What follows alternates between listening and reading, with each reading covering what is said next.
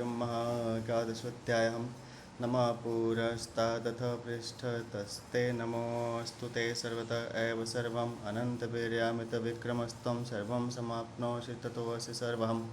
सर्वम मतलब है सर्वस्वरूप, ते मतलब आपको पुरस्ताद आगे से भी नमस्कार हो, अथ और पृष्ठतः पीछे से भी नमस्कार हो, ते आपको सर्वतः सब ओर से दसों दिशाओं से एवं ही नमस्कार अस्तु हो।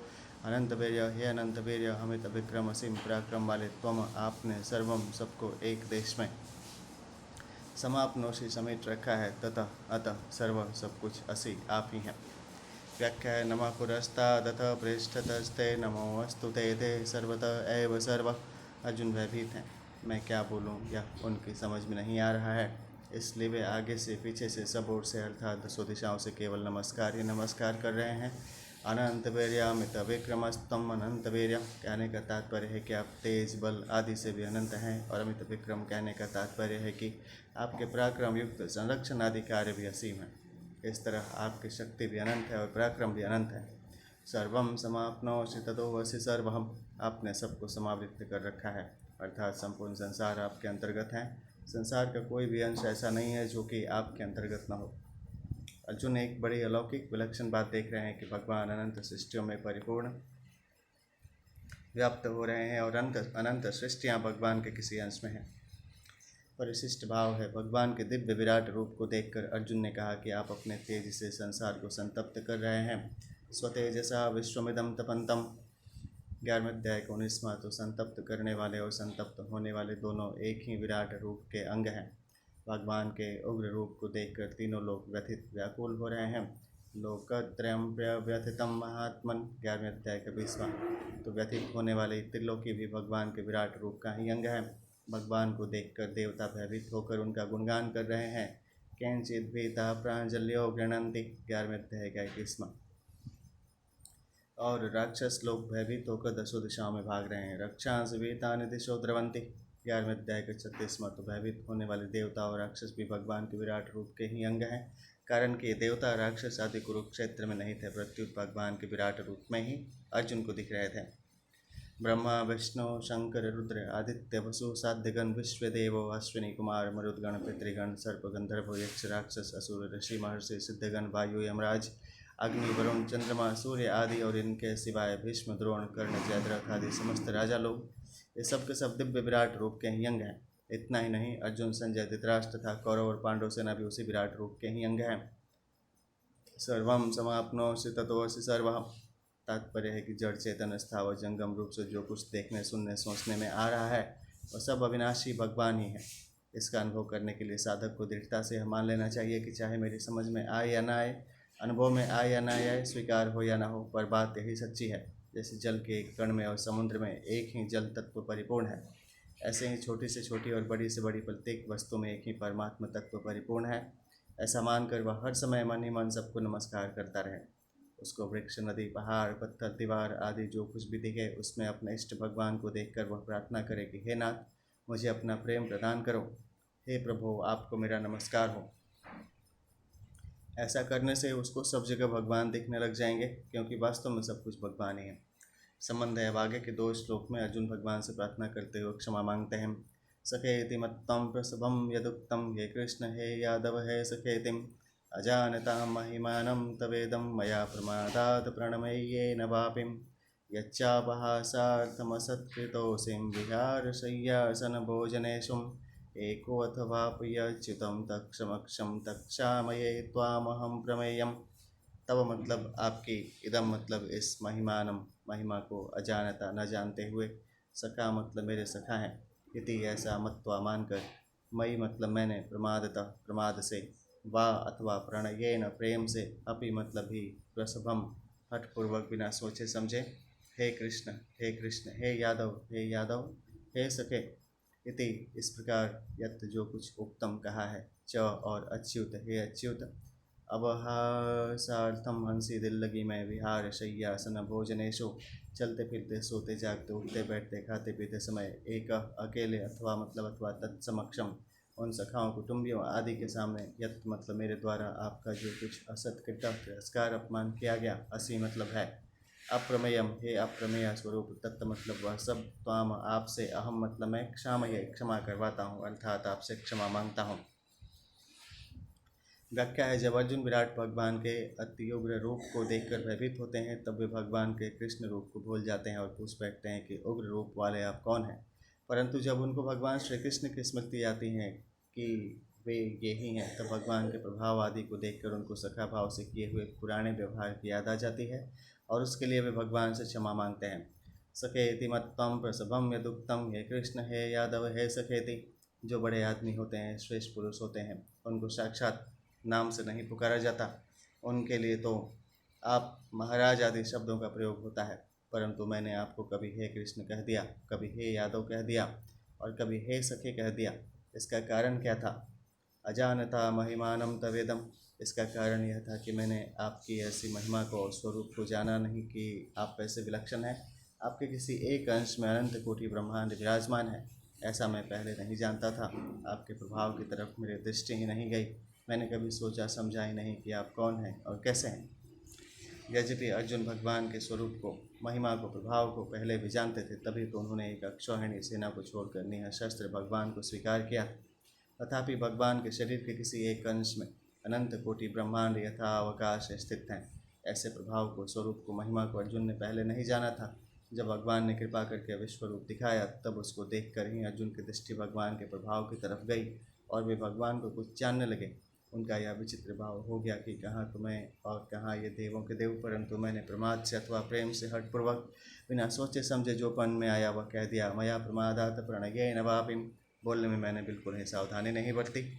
वास्तव में भगवान की महिमा को सर्वथा कोई जान ही नहीं सकता, क्योंकि भगवान की महिमा अनंत है। अगर वह सर्वथा जानने में आ जाएगी तो उसकी अनंतता नहीं रहेगी, वह सीमित हो जाएगी।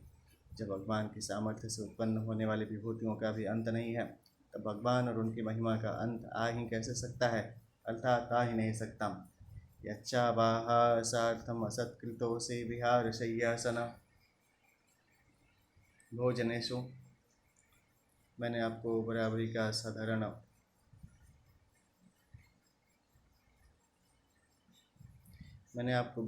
साधारण मित्र समझकर हंसी दिल लगी करते समय, रास्ते में चलते फिरते समय, सैया पर सोते जागते समय, आसन पर उठते बैठते समय, भोजन करते समय जो कुछ अपमान के शब्द कहे, आपका सत्कार किया अथवा है अच्युत आप अकेले थे उस समय, या उन सखाओं, कुटुंबीजनों, सभ्य व्यक्तियों आदि के सामने मैंने आपका जो कुछ तिरस्कार किया है, वह सब मैं आपसे क्षमा करवाता हूँ। एको अथवाप्यच्युतम तत्क्षमक्षम तत्क्षामये त्वमहमप्रमेयम्। अर्जुन और भगवान की मित्रता का ऐसा वर्णन आता है कि जैसे दो मित्र आपस में खेलते हैं, ऐसे ही अर्जुन भगवान के साथ खेलते थे। कभी स्नान करते तो अर्जुन हाथों से भगवान के ऊपर जल फेंकते और भगवान अर्जुन के ऊपर। कभी अर्जुन भगवान के पीछे दौड़ते तो कभी भगवान अर्जुन के पीछे दौड़ते। कभी दोनों आपस में हंसते हंसाते, कभी दोनों परस्पर अपनी अपनी विशेष कलाएं दिखाते। कभी भगवान सो जाते तो अर्जुन कहते, तुम इतने फैल कर सो गए हो, क्या कोई दूसरा नहीं सोएगा? तुम अकेले ही हो क्या? कभी भगवान आसन पर बैठ जाते तो अर्जुन कहते, आसन पर तुम अकेले ही बैठोगे क्या, और किसी को बैठने दोगे कि नहीं? अकेले ही आधिपत्य जमा लिया, जरा एक तरफ तो खिसक जाओ। इस प्रकार अर्जुन भगवान के साथ बहुत ही घनिष्ठता का व्यवहार करते थे। अब अर्जुन उन बातों को याद करके कहते हैं कि हे भगवान, मैंने आपके न जाने कितने कितने तिरस्कार किए हैं, मेरे को तो सब याद भी नहीं है। यद्यपि आपने मेरे तिरस्कारों की तरफ ख्याल नहीं किया, तथापि मेरे द्वारा आपके बहुत से तिरस्कार हुए हैं, इसलिए मैं अप्रमेय स्वरूप आपसे सब तिरस्कार क्षमा करवाता हूँ। भगवान को अप्रमेय कहने का तात्पर्य है कि दिव्य दृष्टि होने पर भी आप दिव्य दृष्टि के अंतर्गत नहीं आते हैं। महिमानम तव इदम, इसमें आया इदम पद महिमानम का विशेषण नहीं है, क्योंकि महिमानम पद पुल्लिंग में आया है और इदम पद नपुंसक लिंग में आया है, अतः यहाँ इदम का अर्थ स्वरूप लिया गया है। इस दृष्टि से महिमानम तव इदम का अर्थ हुआ आपकी महिमा और स्वरूप। सय्यासनाट्टन विकथन भोजनादेशु वैकियादव्यस्यमृतवानिति विप्रलब्धा सख्यो सखेव पितृवतनयस्य सर्वं सेहे महान महित्याकुमतेरघं में। श्रीमद्भगवद्गीता पहले अध्याय का 15वां का 19वां है। अर्जुन कहते हैं, भगवान कृष्ण के साथ सोने बैठने, घूमने, बातचीत करने और भोजन आदि करने में मेरा उनका ऐसा सहज भाव हो गया था कि मैं कभी कभी हे सखे तुम बड़े सच बोलने वाले हो ऐसा कहकर आक्षेप भी करता था, परंतु वे महात्मा प्रभु अपने बड़प्पन के अनुसार मुझको बुद्धि के उन समस्त तिरस्कारों को वैसे ही सहा करते थे जैसे सखा अपने सखा के या पिता अपने पुत्र के तिरस्कारों को सहा करता है। परिशिष्ट भाव है अर्जुन का भगवान के साथ सखा भाव था, पर भगवान के ऐश्वर्य को देखने से वे अपना सखा भाव भूल जाते हैं और भगवान को देखकर आश्चर्य करते हैं, भयभीत होते हैं। उनके मन में यह संभावना ही नहीं थी कि भगवान ऐसे हैं। संबंध है आगे के 2 श्लोकों में अर्जुन भगवान की महत्ता और प्रभाव का वर्णन करके पुनः क्षमा करने के लिए प्रार्थना करते हैं। पितासि लोकस्य चराचरस्यं त्वमस्य पूज्यश्च गुरुर्गरीयान् न त्वत्समोऽस्त्यभ्यधिकः कुतो अन्यो लोकत्रयप्यप्रतिम प्रभावम्। त्वम मतलब आप ही, अस्य मतलब इस चराचरस्य चराचर लोकस्य संसार के पिता, पिता असी मतलब हैं, पूज्य आप ही पूजनीय हैं, च मतलब और गरियान आप ही गुरुओं के गुरु, महान गुरु हैं। अप्रतिम प्रभाव हे अनंत प्रभावशाली भगवान, लोकत्रय त्रिलोकी में, त्वत्सम आपके समान, अपि मतलब भी अन्य दूसरा कोई न मतलब नहीं, अस्ति है, फिर आपसे अभ्यधिक अधिक तो कुतः हो ही कैसे सकता है। गत्या पितासि लोकस्य चराचरस्यम, अनंत ब्रह्मांडों में मनुष्य पशु पक्षी आदि जितने जंगम प्राणी हैं और वृक्ष लता आदि जितने स्थावर प्राणी हैं, उन सबको उत्पन्न करने वाले और उनका पालन करने वाले पिता भी आप हैं, उनके पूजनीय भी आप हैं तथा उनको शिक्षा देने वाले महान गुरु भी आप ही हैं। तमस्य पूजयश्च गुरुर्गरीयान, गुरुर्गरीयान का तात्पर्य है कि मनुष्य मात्र को व्यवहार और परमार्थ में जहाँ कहीं भी गुरुजनों से शिक्षा मिलती है, और शिक्षा देने वाले गुरुओं के भी महान गुरु आप ही हैं, अर्थात मात्र शिक्षा का, मात्र ज्ञान का उद्गम स्थान आप ही हैं। न तत्समोऽस्त्यभ्यधिकः कुतो अन्यो लोकत्रय प्रतिम प्रभाव, इस त्रिलोकी में जब आपके समान भी कोई नहीं है, कोई होगा नहीं और कोई हो सकता ही नहीं, तब आपसे अधिक विलक्षण कोई हो ही कैसे सकता है। इसलिए आपका प्रभाव अतुलनीय है, उसकी तुलना किसी से भी नहीं की जा सकती। परिशिष्ट भाव है अर्जुन लौकिक दृष्टि से संसार की सत्ता को लेकर कहते हैं कि इस त्रिलोकी में आपके समान भी दूसरा कोई नहीं है, फिर अधिक कैसे हो सकता है। परंतु वास्तविक दृष्टि से जब भगवान के सिवाय और कुछ है ही नहीं, तो फिर उसमें समान और अधिक कहना बनता ही नहीं। तस्मात् प्रणम्य प्रणिधाय कायं प्रसादये त्वामहमीशमीडेयं, पितेव पुत्रस्य सखेव सख्यो प्रिय प्रियायार्हसि देव सोढुम्। तस्मात् इसलिए, इडेयम स्तुति करने योग्य, त्वाम मतलब आप, ईशम ईश्वर को, अहम मतलब मैं, कायम शरीर से, प्रणिधाय लंबा पढ़कर प्रणम्य प्रणाम करके, प्रसादय प्रसन्न करना चाहता हूँ। पिता मतलब पिता, एवं मतलब जैसे, पुत्रस्य पुत्र के, सखा मतलब मित्र, एवं मतलब जैसे, सख्यो मित्र के, और प्रिय पति जैसे। प्रिया या पत्नी के अपमान सह लेता है, दैव मतलब ऐसे ही, हे देव आप मेरे द्वारा किया गया अपमान सोढ़ूम सहने में अथवा क्षमा करने में अर्हसि समर्थ है। व्याख्या है तस्मात् प्रणम्य प्रणिधाय कायं प्रसादये त्वामहमीशमीड्यम, आप अनंत ब्रह्मांडों के ईश्वर हैं, इसलिए सबके द्वारा स्तुति करने योग्य आप ही हैं। आपके गुण प्रभाव महत्व आदि अनंत हैं, अतः ऋषि महर्षि देवता महापुरुष आपके नित्य निरंतर स्तुति करते रहें तो भी पार नहीं पा सकते।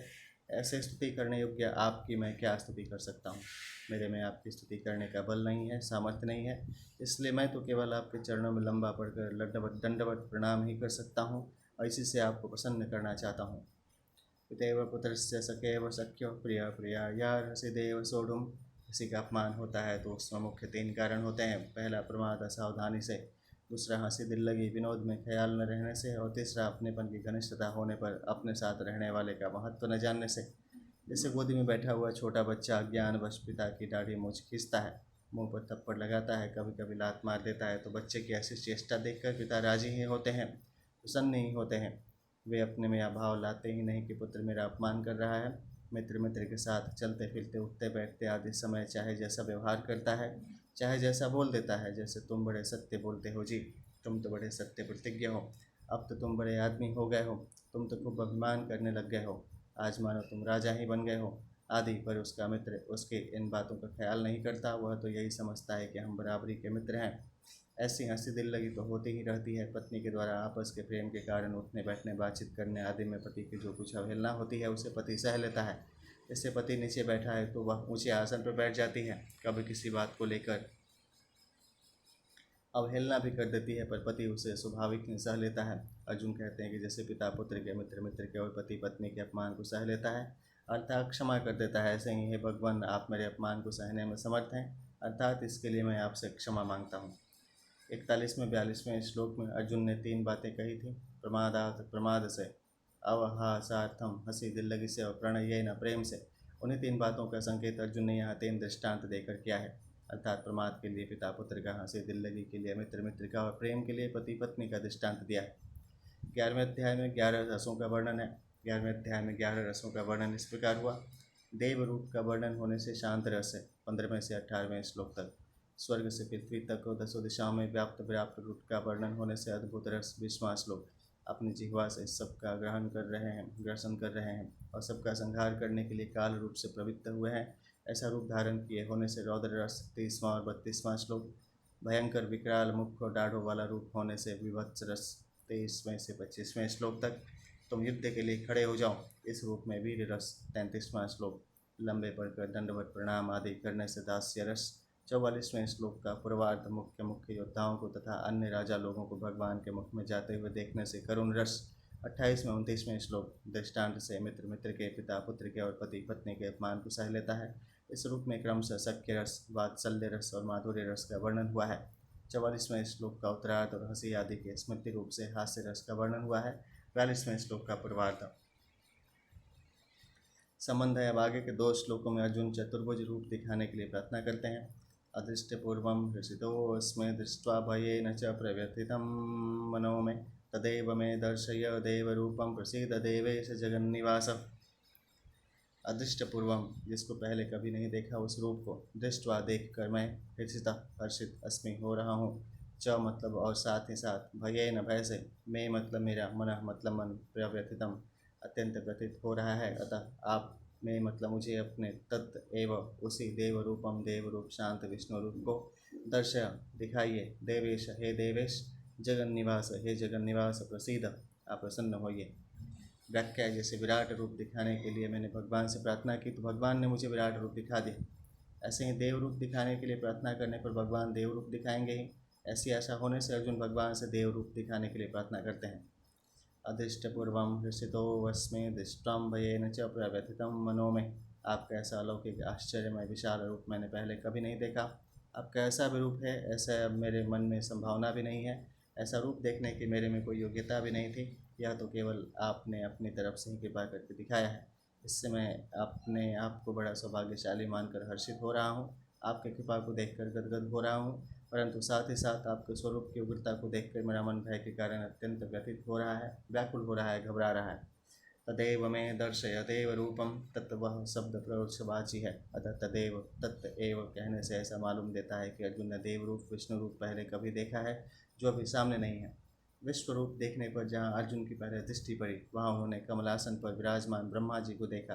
पश्यामि देवांस्तव देव देहे ब्रह्मांडमीशं कमलासनस्थम, 11वें अध्याय का 15वां। इससे सिद्ध होता है कि वह कमल जिसके नाभि से निकला है उस शेष शाही चतुर्भुज विष्णु रूप को भी अर्जुन ने देखा है। इस 17वें श्लोक में अर्जुन ने कहा है कि मैं आपको किरीट गदा चक्र और च पद से शंख और पद्म धारण किए हुए देख रहा हूँ। किरीटिनम गदीनम चक्रेणम च, इन दोनों बातों से यही सिद्ध होता है कि अर्जुन ने विश्व रूप के अंतर्गत भगवान के जिस विष्णु रूप को देखा था उसी के लिए अर्जुन यहाँ वही देव रूप मेरे को दिखाइए ऐसा कह रहे हैं। देव रूपम कहने का तात्पर्य है कि मैंने विराट रूप में आपके विष्णु रूप को भी देखा था, पर अब आप मेरे को केवल विष्णु रूप में दिखाइए। दूसरी बात, 15वें श्लोक में भी अर्जुन ने भगवान के लिए देव कहा है। पश्यामि देवांस्तव देव देहे, और यहाँ भी देव रूप दिखाने के लिए कहते हैं। इसका तात्पर्य है कि विराट रूप भी नहीं है और मनुष्य रूप भी नहीं, केवल देव रूप दिखाइए। आगे के 46वें श्लोक में भी तेनेव पद से विराट रूप और मनुष्य रूप का निषेध करके भगवान से चतुर्भुज विष्णु रूप बन जाने के लिए प्रार्थना करते हैं। प्रसीद देवेश जगन निवासम, यहाँ जगन निवास संबोधन विश्व रूप का और देवेश संबोधन चतुर्भुज रूप का संकेत कर रहा है। अर्जुन ने 2 संबोधन देकर मानो यह कह रहे हैं कि संपूर्ण संसार का निवास आप में है। ऐसा विश्व रूप तो मैंने देख लिया है और देख ही रहा हूँ, अब आप देवेश देवताओं के मालिक विष्णु रूप से हो जाइए। विशेष बात है, भगवान का विश्व रूप दिव्य है, अविनाशी है, अक्षय है। इस विश्व रूप में अनंत ब्रह्मांड हैं तथा उन ब्रह्मांडों की उत्पत्ति स्थिति और प्रलय करने वाले ब्रह्मा विष्णु और शिव भी अनंत हैं। इस नित्य विश्व रूप से अनंत विश्व ब्रह्मांड उत्पन्न हो होकर उसमें लीन होते रहते हैं, पर यह विश्व रूप अव्यय होने से ज्यों का त्यों ही रहता है।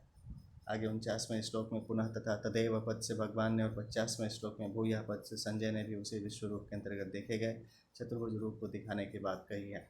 यह विश्व रूप इतना दिव्य अलौकिक है कि हजारों भौतिक सूर्यों का प्रकाश भी इसके प्रकाश का उपमेय नहीं हो सकता। इसी अध्याय का 12वां श्लोक। इसलिए इस विश्व रूप को दिव्य चक्षु के बिना कोई भी देख नहीं सकता। ज्ञान चक्षु के द्वारा संसार के मूल में सत्ता रूप से जो परमात्मा तत्व है उसका बोध होता है, और भाव चक्षु से संसार भगवान भगवत स्वरूप दिखता है, पर इन दोनों ही चक्षुओं से विश्व रूप का दर्शन नहीं होता। चर्म चक्षु से न तो तत्व का बोध होता है और न संसार भगवत स्वरूप दिखता है और न विश्व रूप का दर्शन ही होता है, क्योंकि चर्म चक्षु प्रकृति का कार्य है। इसलिए चर्म चक्षु से प्रकृति के स्थूल कार्य को ही देखा जा सकता है। वास्तव में भगवान के द्विभुज, चतुर्भुज, सहस्त्रभुज आदि जितने भी रूप हैं वे सब के सब दिव्य और अव्यय हैं। इसी तरह भगवान के सगुण निराकार, निर्गुण निराकार, सगुण साकार आदि जितने रूप हैं वे सब के सब भी दिव्य और अव्यय हैं। माधुर्य लीला में तो भगवान दिव्य रूप ही रहते हैं, परंतु जहाँ अपना कुछ ऐश्वर्य दिखलाने की आवश्यकता होती है वहाँ भगवान पात्र, अधिकार, भाव आदि के भेद से अपना विराट रूप भी दिखा देते हैं। जैसे भगवान ने अर्जुन को मनुष्य रूप से प्रकट हुए अपने दिव्य रूप शरीर के किसी अंश में विराट रूप दिखाया है। भगवान में अनंत असीम ऐश्वर्य, माधुर्य, सौंदर्य, औदर्य आदि दिव्य गुण हैं और अनंत दिव्य गुणों के सहित भगवान का विश्व रूप है। भगवान जिस किसी को ऐसा विश्व रूप दिखाते हैं उसे पहले दिव्य दृष्टि देते हैं। दिव्य दृष्टि देने पर भी वह जैसा पात्र होता है, जैसी योग्यता और रुचि वाला होता है, उसी के अनुसार भगवान उसको अपना विश्व रूप के स्तरों का दर्शन कराते हैं। यहाँ 11वें अध्याय के 15वें से 30वें श्लोक तक भगवान विश्व रूप से अनेक स्तरों से प्रकट होते गए, जिसमें पहले देव रूप की 15वें से 18वें श्लोक तक, फिर उग्र रूप की 19वें से 22वें श्लोक तक और उसके बाद अति उग्र रूप की 23वें से 30वें श्लोक तक प्रधानता रही। अत्युग्र रूप की 23वें से 30वें श्लोक तक प्रधानता रही। अत्युग्र रूप को देखकर जब अर्जुन भयभीत हो गए तब भगवान ने अपने दिव्य अति दिव्य विश्व रूप के स्तरों को दिखाना बंद कर दिया। अर्थात अर्जुन के भयभीत होने के कारण भगवान ने अगले रूपों के दर्शन नहीं कराए। तात्पर्य है कि भगवान ने दिव्य विराट रूप के अंतर्गत स्तरों में से उतने ही स्तर अर्जुन को दिखाए जितने स्तरों को दिखाने की आवश्यकता थी और जितने स्तर देखने की अर्जुन में योग्यता थी। किरीटिनं गदिनं चक्रहस्तमिच्छामि त्वां द्रष्टुमहं तथैव तेनैव रूपेण चतुर्भुजेन सहस्रबाहो भव विश्वमूर्ते। अहम मतलब मैं, त्वाम मतलब आपको, तथा मतलब वैसे, एवं मतलब ही, किरीटिनम किरीट मुकुटधारी, गदीनम गदाधारी और चक्रहस्तम हाथ में चक्र लिए हुए अर्थात चतुर्भुज रूप से द्रष्टुम देखना, इच्छा में चाहता हूँ इसलिए। सहस्त्रबाहो हे सहस्त्रबाहो, विश्वमूर्ते हे विश्वमूर्ते, आप तेन एव उसी चतुर्भुजेन रूपेण चतुर्भुज रूप से शंख चक्र गदा पद्म सहित भव मतलब हो जाइए।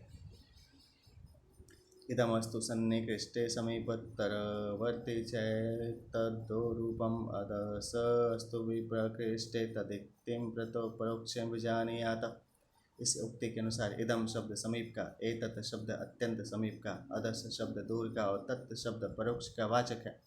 विश्व रूप में इन सब का प्रयोग हुआ है, जिससे विश्व रूप नज़दीक होने से अर्जुन ने 18वें 19वें आदि श्लोकों में इदम शब्द का, भीष्म द्रोण आदि विराट रूप भगवान के अत्यंत नज़दीक होने से अर्थात विराट रूप का ही अंग होने से भगवान ने 33वें श्लोक में एतत् शब्द का, भगवान की दी हुई दिव्य दृष्टि से विराट रूप बहुत दूर तक दिखता था और उसमें देवता आदि भी दूर तक दिखते थे। इसलिए अर्जुन ने 21वें, 26वें और 28वें श्लोक में अदश शब्द का और विराट रूप के पहले स्तर में देखा हुआ चतुर्भुज विष्णु रूप विराट रूप के स्तर बदलने के कारण नेत्रों के सामने न होने से अर्थात परोक्ष होने से अर्जुन ने तत्व शब्द का प्रयोग किया है। व्याख्या है किरीटिनम गदीनम चक्रहस्तमिच्छामि त्वां द्रष्टुमहं तथैव, जिसमें आपने सिर पर दिव्य मुकुट तथा हाथों में गदा और चक्र धारण कर रखे हैं उसी रूप को मैं देखना चाहता हूँ। तथैव कहने का तात्पर्य है कि मेरे द्वारा द्रष्टुमिच्छामि ते रूपम 11वें अध्याय का 3 ऐसी इच्छा प्रकट करने से आपने विराट रूप दिखाया। अब मैं अपनी इच्छा बाकी क्यों रखूं? अतः मैंने आपके विराट रूप में जैसा सौम्य चतुर्भुज रूप देखा है वैसा का वैसा ही रूप मैं अब देखना चाहता हूँ। इच्छामि त्वां द्रष्टुमहं तथैव तनैव रूपेण चतुर्भुजेन सहस्रबाहो भव विश्वमूर्ते। 15वें और 17वें श्लोक में जिस विराट रूप में चतुर्भुज विष्णु रूप को देखा था उस विराट रूप का निषेध करने के लिए अर्जुन एव यहाँ एव पद देते हैं। तात्पर्य यह है कि तेन चतुर्भुजेन रूपेण, ये पद तो चतुर्भुज रूप दिखाने के लिए आए हैं और एव पद विराट रूप के साथ नहीं, ऐसा निषेध करने के लिए आया है। तब भव पद हो जाइए ऐसा प्रार्थना के लिए आया है। पूर्व श्लोक में तदेव तथा यहाँ तथैव और तेनैव तीनों पदों का तात्पर्य है कि अर्जुन विश्व रूप से बहुत डर गए थे, इसलिए 3 बार एव शब्द का प्रयोग करके भगवान से कहते हैं कि मैं आपका केवल विष्णु रूप ही देखना चाहता हूँ, विष्णु रूप के साथ विश्व रूप नहीं। अतः आप केवल चतुर्भुज रूप से प्रकट होइए। सहस्त्रबाहो संबोधन का यह भाव मालूम देता है कि वे हजारों हाथ वाले भगवान, आप 4 हाथों वाले हो जाइए। और विश्वमूर्ति संबोधन का यह भाव मालूम देता है कि हे अनेक रूपों वाले भगवान, आप एक रूप वाले हो जाइए। तात्पर्य है कि आप विश्व रूप का उपसंहार करके चतुर्भुज विष्णु रूप से हो जाइए। परिशिष्ट भाव है। यद्यपि मूल श्लोक में भगवान को गदा और चक्र धारण किए हुए बताया गया है, तथापि चतुर्भुजन पद आने से यहाँ चारों भुजाओं में गदा और चक्र के साथ साथ शंख और पद्म भी समझ लेने चाहिए। संबंध 31वें श्लोक में अर्जुन ने पूछा कि उग्र रूप वाले आप कौन हैं? तो भगवान ने उत्तर दिया कि मैं काल हूँ और सबका संहार करने के लिए प्रवृत्त हुआ हूँ। ऐसा सुनकर तथा अत्यंत विकराल रूप को देखकर अर्जुन को ऐसा लगा कि भगवान बड़े क्रोध में हैं। इसलिए अर्जुन भगवान से बार बार प्रसन्न होने के लिए प्रार्थना करते हैं। अर्जुन की इस भावना को दूर करने के लिए भगवान कहते हैं, श्री भगवान उवाच मया प्रसन्नेन तवार्जुनेदं रूपं परं दर्शितम् आत्मयोगात् तेजोमयं विश्वमनन्तमाद्यं यन्मे त्वदन्येन न दृष्टिपूर्वम्। श्री भगवान बोले, अर्जुन मतलब हे अर्जुन, मया मतलब मैंने, प्रसन्न होकर, आत्मयोगात अपने सामर्थ्य से, मैं मतलब मेरा, इदम मतलब यह, परम मतलब अत्यंत श्रेष्ठ, तेजोमयम तेज स्वरूप, आद्यम सबका आदि और अनंतम अनंत, विश्वम विश्व, रूपम रूप, तव मतलब तुझे, दर्शितम दिखाया है, यत्त मतलब जिसको, तदन्येन तुम्हारे सिवाय, न दृष्टि पूर्वम पहले किसी ने नहीं देखा है। व्याख्या है मया प्रसन्नेन तवार्जुनेदम रूपम दर्शितम। हे अर्जुन, तो बार बार यह कह रहा है कि आप प्रसन्न हो जाओ। 25वां 31वां और 45वां श्लोक। तो प्यारे भैया, मैंने जो यह विराट रूप तुझे दिखाया है, उसमें विकराल रूप को देखकर तू भयभीत हो गया है, पर यह विकराल रूप मैंने क्रोध में आकर यह तुझे भयभीत करने के लिए नहीं दिखाया है। मैंने तो अपनी प्रसन्नता से ही यह विराट रूप तुझे दिखाया है। इसमें तेरी कोई योग्यता, पात्रता अथवा भक्ति कारण नहीं है। तुमने तो पहले केवल विभूति और योग को ही पूछा था। विभूति और योग का वर्णन करके मैंने अंत में कहा था कि तुझे जहाँ कहीं जो कुछ विलक्षणता दिखे, वहाँ वहाँ मेरी ही विभूति समझ। इस प्रकार तुम्हारे प्रश्न का उत्तर सम्यक प्रकार से मैंने दे ही दिया था, परंतु वहाँ मैंने अथवा पद से, अपनी ही तरफ से यह बात कही कि तुझे बहुत जानने से क्या मतलब। देखने सुनने समझने में जो कुछ संसार आता है, उस संपूर्ण संसार को मैं अपने किसी अंश में धारण करके स्थित हूँ। दूसरा भाव यह है कि तुझे मेरी विभूति और योग शक्ति को जानने की क्या जरूरत है, क्योंकि सब विभूतियाँ मेरी योग शक्ति के आश्रित हैं, और उस योग शक्ति का आश्रय मैं स्वयं तेरे सामने बैठा हूँ। यह बात मैंने विशेष कृपा करके ही कही थी। इस बात को लेकर ही तेरी विश्वरूप दर्शन की इच्छा हुई, और मैंने दिव्य चक्षु देकर तुझे विश्वरूप दिखाया। यह तो मेरी पूरी प्रसन्नता ही प्रसन्नता है। तात्पर्य है कि इस विश्वरूप को दिखाने में मेरी कृपा के सिवाय दूसरी कोई हेतु नहीं है। तेरी देखने की इच्छा तो निमित्त मात्र है। आत्मयोगा, इस विराट रूप को दिखाने में मैंने किसी की सहायता नहीं ली, प्रत्युत केवल अपने सामर्थ्य से ही तेरे को यह रूप दिखाया है। परम मतलब मेरा यह विराट रूप अत्यंत श्रेष्ठ है। तेजोमयम, यह मेरा विश्व रूप अत्यंत तेजोमय है, इसलिए दिव्य दृष्टि मिलने पर भी तुमने इस रूप को तो निरीक्ष्य कहा है। 17वां श्लोक। विश्वम, इस रूप को तुमने स्वयं विश्वरूप, विश्वमूर्ति आदि नामों से संबोधित किया है। मेरा यह रूप सर्वव्यापी है। अनंत माध्यम, मेरे इस विश्व रूप का देश काल आदि की दृष्टि से न तो आदि है और न अंत है। यह सबका आदि है और स्वयं अनादि है। यन्मे त्वदन्येन न दृष्टपूर्वम, तेरे सिवाय मेरे विश्व रूप को पहले किसी ने भी नहीं देखा। यह बात भगवान ने कैसे कही? क्योंकि रामावतार में माता कौशल्या जी ने और कृष्णावतार में माता यशोदा जी ने तथा कौरव सभा में भीष्म, द्रोण, संजय, विदुर और ऋषि मुनियों ने भगवान का विराट रूप देखा ही था। इसका उत्तर यह है कि भगवान ने अपने विराट रूप के लिए एवं रूप 11वें अध्याय का 48वां पद देकर कहा है कि इस प्रकार के भयंकर विश्व रूप को, जिसके मुखों में बड़े बड़े योद्धा, सेनापति आदि जा रहे हैं, पहले किसी ने नहीं देखा है। दूसरी बात, अर्जुन के सामने युद्ध का मौका होने से ऐसा भयंकर विश्व रूप दिखाने की ही आवश्यकता थी, और शूरवीर अर्जुन ही ऐसे रूप को देख सकते थे, परंतु माता कौशल्या आदि के सामने ऐसा रूप दिखाने की आवश्यकता भी नहीं थी, और वे ऐसा रूप देख भी नहीं सकते थे, अर्थात उनमें ऐसा रूप देखने की सामर्थ्य भी नहीं थी।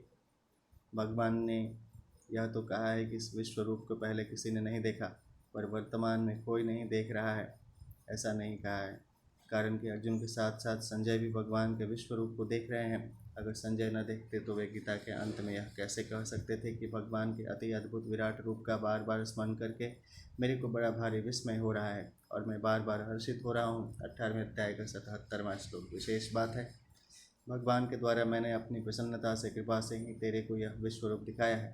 ऐसा कहने से एक विलक्षण भाव निकलता है कि साधक अपने पर भगवान की जितनी कृपा मानता है उससे कई गुना अधिक भगवान की कृपा होती है।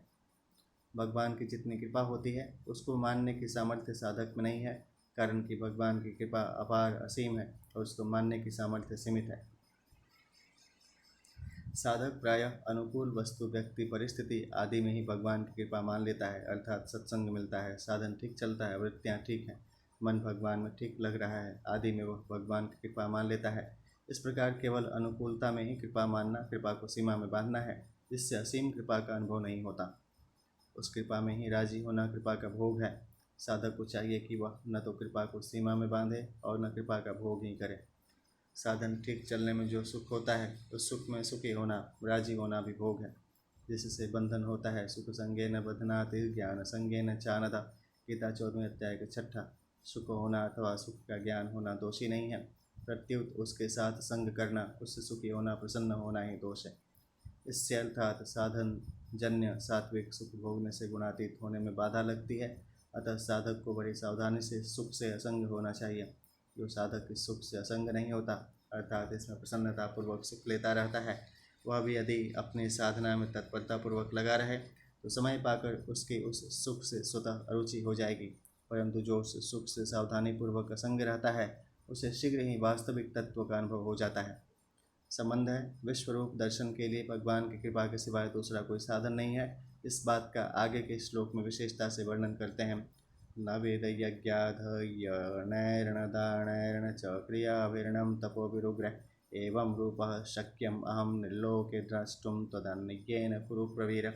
कुरु प्रवीर मतलब हे कुरुश्रेष्ठ, निर्लोके मनुष्य लोक में एवं रूप इस प्रकार के विश्व रूप वाला, अहम मतलब मैं, न वेद यज्ञाधयन, न वेदों के पाठ से, न यज्ञों के अनुष्ठान से, न शास्त्रों के अध्ययन से, न मतलब न दान से, न मतलब न उग्र तपो भी तपो से, च और न मतलब न क्रिया भी मात्र क्रियाओं से, त्वदन्य न तेरे कृपा पात्र के सिवाय और किसी के द्वारा द्रष्टुम देखा जा सकता। व्याख्या है कुरु प्रवीर।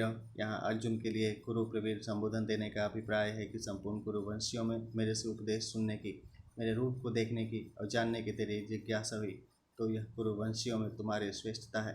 तात्पर्य यह हुआ कि भगवान को देखने की, जानने की इच्छा होना ही वास्तव में मनुष्य की श्रेष्ठता है। न वेद यज्ञाधयनैर्न दानैर्न च क्रियाभिर्न तपोभिरुद्रग्रह। वेदों का अध्ययन किया जाए, यज्ञों का विधि विधान से अनुष्ठान किया जाए, शास्त्रों का अध्ययन किया जाए, बड़े बड़े दान किए जाएं, बड़ी उग्र कठिन से कठिन तपस्याएं की जाएं और तीर्थ व्रत आदि शुभ कर्म किए जाएं, ये सब के सब कर्म विश्व रूप दर्शन में हेतु नहीं बन सकते, कारण कि जितने भी कर्म किए जाते हैं उन सब का आरंभ और समाप्ति होती है। अतः उन कर्मों से मिलने वाला फल भी आदि और अंत वाला ही होता है। अतः ऐसे कर्मों से भगवान के अनंत असीम अव्यय दिव्य विश्व रूप के दर्शन कैसे हो सकते हैं? उसके दर्शन तो केवल भगवान की कृपा से ही होते हैं, कारण कि भगवान नित्य हैं और उनकी कृपा भी नित्य है। अतः नित्य कृपा से ही अर्जुन को भगवान के नित्य अव्यय दिव्य विश्व रूप के दर्शन हुए हैं। तात्पर्य यह हुआ कि उनमें से एक एक में अथवा सभी साधनों में यह सामर्थ्य नहीं है कि वे विराट रूप के दर्शन करा सकें। विराट रूप के दर्शन तो केवल भगवान की कृपा से, प्रसन्नता से ही हो सकते हैं। गीता में प्रायः यज्ञ, दान और तप इन तीनों का ही वर्णन आता है। 8वें अध्याय के 28वें श्लोक में और इसी अध्याय के 53वें श्लोक में वेद, यज्ञ, दान और तप इन चारों का वर्णन आया है और यहाँ वेद, यज्ञ, दान, तप और क्रिया इन पांचों का वर्णन आया है।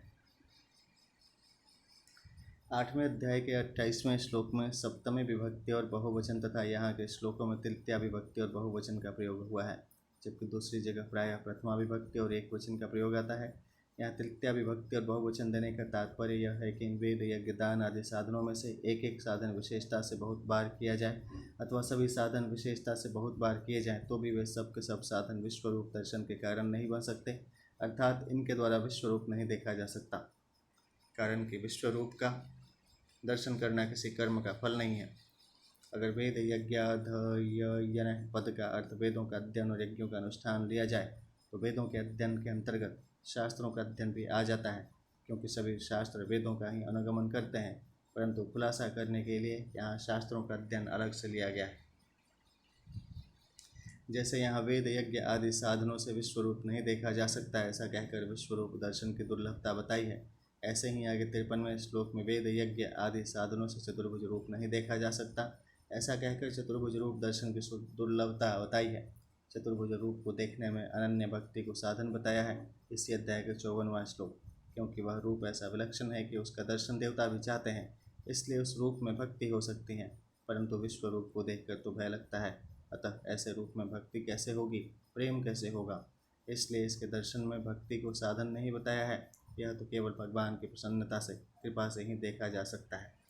एवं रूप शक्यम अहम निर्लोके द्रष्टुम तदन्येन। मनुष्य लोक में इन साधनों से तुम्हारे सिवाय मेरा विश्व रूप कोई देख नहीं सकता। इसका अर्थ यह नहीं है कि इन साधनों से तू देख सकता है, तुम्हारे को तो मैंने अपनी प्रसन्नता से ही यह रूप दिखाया है। संजय को भी जो विश्व रूप के दर्शन हो रहे थे, वह भी व्यास जी की कृपा से प्राप्त दिव्य दृष्टि से ही हो रहे थे, किसी दूसरे साधन से नहीं। तात्पर्य है कि भगवान और उनके भक्तों संतों की कृपा से जो काम होता है, वह काम साधनों से नहीं होता, इनकी कृपा भी अहेतुकी होती है। कई लोग ठीक न समझने के कारण ऐसा कहते हैं कि भगवान ने अर्जुन को विश्व रूप दिखाया नहीं था, प्रत्युत यह समझा दिया था कि मेरे शरीर के किसी एक अंश में अनंत ब्रह्मांड हैं, और वास्तव में यह बात है ही नहीं।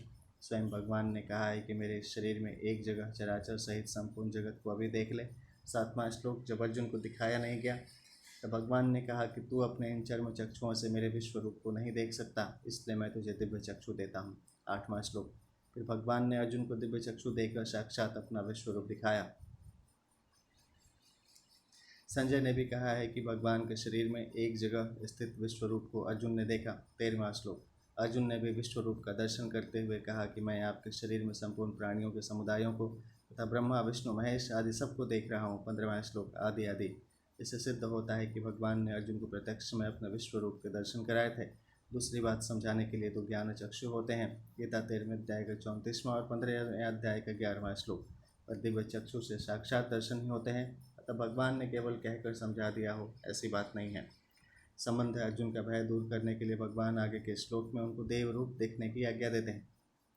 माते व्यथा मा च विमूढ़ भावम दृष्ट्वाम रूपम घोरमिद्रीडममेदम व्यपेतभि पितृप्रीतमना पुनस्त्वं तदेव मे रूपमिदं प्रपश्य। इदम मतलब यह, मम मतलब मेरा, ए दृंग इस प्रकार का, घोरम उग्र, रूपम मतलब रूप, दृष्टवा देखकर, ते मतलब तुझे, व्यथा मतलब व्यथा, माँ मतलब नहीं होना चाहिए, च मतलब और विमूढ़ भाव, विमूढ़ भाव भी, माँ मतलब नहीं होना चाहिए। अव्यपेत तभी निर्भय और प्रीतमना प्रसन्न मन वाला होकर, तम मतलब तू, पुनः मतलब फिर, तत्त मतलब एवं उसी, में मतलब मेरे, इदम मतलब इस चतुर्भुज रूपम मतलब रूप को, प्रपश्य अच्छी तरह देख ले। व्याख्या है माते व्यथा मा च विमूढ़ भावम दृष्ट्वाम रूपम घोरमिद्रिंगमेदम। विकराल दाढ़ों के कारण भयभीत करने वाले मेरे मुखों में योद्धा लोग बड़ी तेजी से जा रहे हैं। उनमें से कई चूर्ण हुए सिरों सहित दांतों के बीच में फंसे हुए दिख रहे हैं, और मैं प्रलय काल की अग्नि के समान प्रज्वलित मुखों द्वारा संपूर्ण लोगों का ग्रसन करते हुए उनको चारों ओर से चाट रहा हूँ। इस प्रकार के मेरे घोर रूप को देखकर तेरे को व्यथा नहीं होनी चाहिए, प्रत्युत प्रसन्नता होनी चाहिए। तात्पर्य है कि पहले 45वें श्लोक में तू जो मेरी कृपा को देखकर हर्षित हुआ था, तो मेरी कृपा की तरफ दृष्टि होने से तेरा हर्षित होना ठीक ही था, पर यह व्यथित होना ठीक नहीं है। अर्जुन ने जो पहले कहा है प्रव्यथितास्तथा हम 11वें अध्याय का 23वां और प्रव्यथितांतरात्मा 11वें अध्याय का 24वां, उसी के उत्तर में भगवान यहाँ कहते हैं माँ ते व्यथा। मैं कृपा करके ही ऐसा रूप दिखा रहा हूँ, इसको देखकर तेरे को मोहित नहीं होना चाहिए। माँ च विमूढ़ भाव, दूसरी बात मैं तो प्रसन्न ही हूँ और अपनी प्रसन्नता से ही तेरे को यह रूप दिखा रहा हूँ, परंतु तू जो बार बार यह कह रहा है कि प्रसन्न हो जाऊँ प्रसन्न हो जाऊँ, यही तेरा विमूढ़ भाव है, तू इसको छोड़ दे। तीसरी बात, पहले तूने कहा था कि मेरा मोह चला गया, पहला श्लोक, पर वास्तव में तेरा मोह अभी नहीं गया है। तेरे को इस मोह को छोड़ देना चाहिए और निर्भय तथा प्रसन्न मन वाला होकर मेरा वह देव रूप देखना चाहिए। तेरा और मेरा जो संवाद है, यह तो प्रसन्नता से, आनंद रूप से, लीला रूप से होना चाहिए, इसमें भय और मोह बिल्कुल नहीं होने चाहिए। मैं तेरे कहे अनुसार घोड़े हाँकता हूँ, बातें करता हूँ, विश्व रूप दिखाता हूँ, आदि सब कुछ करने पर भी तूने मेरे में कोई विकृति देखी है क्या? मेरे में कुछ अंतर आया है क्या? ऐसे ही मेरे विश्वरूप को देखकर तेरे में भी कोई विकृति नहीं आनी चाहिए। हे अर्जुन, तेरे को जो भय लग रहा है वह शरीर में अहंता ममता मैं मेरापन होने से ही लग रहा है, अर्थात अहंता ममता वाली चीज़ शरीर नष्ट न हो जाए इसको लेकर तू भयभीत हो रहा है। यह तेरी मूर्खता है, अनजानापना है, इसको तू छोड़ दे। आज भी जिस किसी को जहाँ कहीं जिस किसी से भी भय होता है वह शरीर में अहंता ममता होने से ही होता है। शरीर में अहंता ममता होने से वह उत्पत्ति विनाशशील वस्तु प्राणों को रखना चाहता है। यही मनुष्य की मूर्खता है और यही आसुरी संपत्ति का मूल है। परंतु जो भगवान की तरफ चलने वाले हैं उनका प्राणों में मोह नहीं रहता, प्रत्युत उनका सर्वत्र भगवत भाव रहता है और एकमात्र भगवान में प्रेम रहता है, इसलिए वे निर्भय हो जाते हैं। उनका भगवान की तरफ चलना दैवी संपत्ति का मूल है।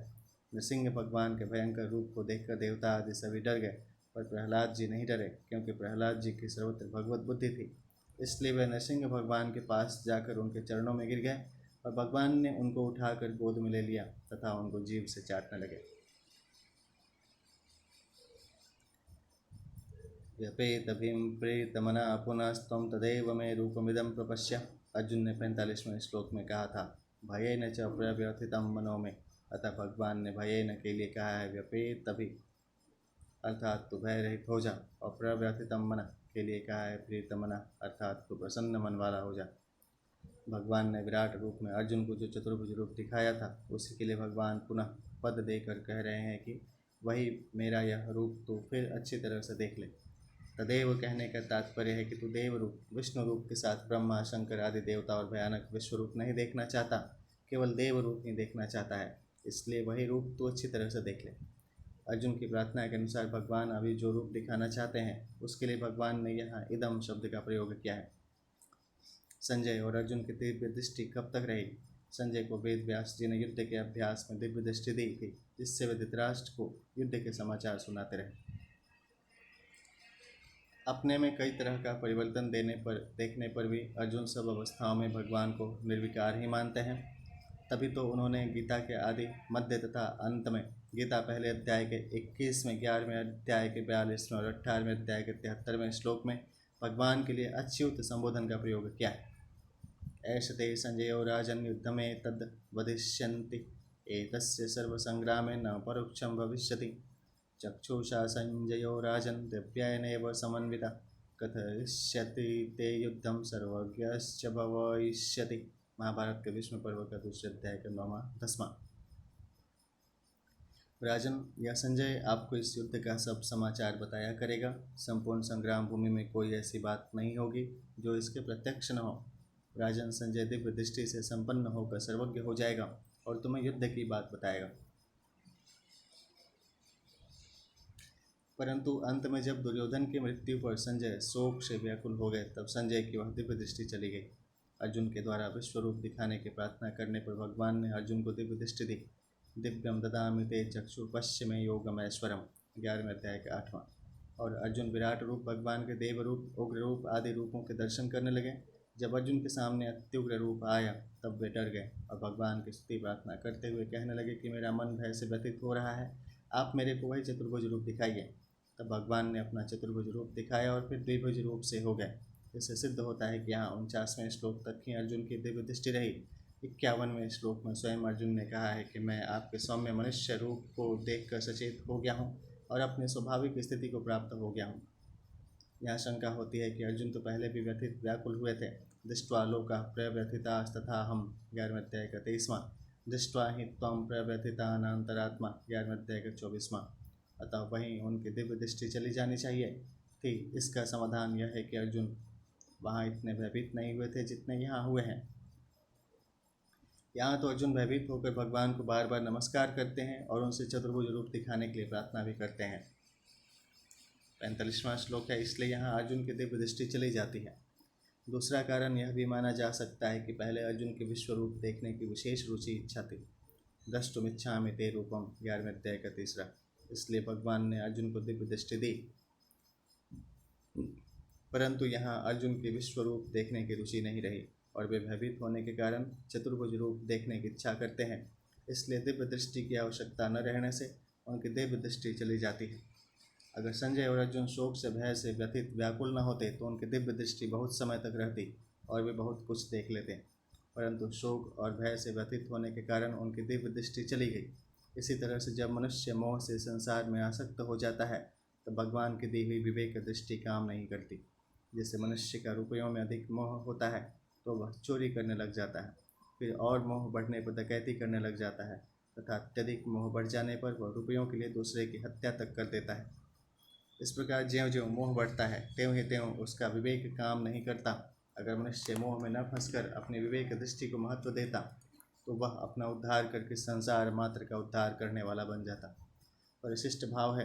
अर्जुन ने घबरा कर भगवान से कहा, तक्षामये त्वामहं प्रमेयम। 11वें अध्याय का 42वां। तो भगवान यहाँ कहते हैं कि मैं चाहे शांत अथवा उग्र किसी भी रूप में दिखाई दूँ, हूँ तो मैं तुम्हारा सखा ही।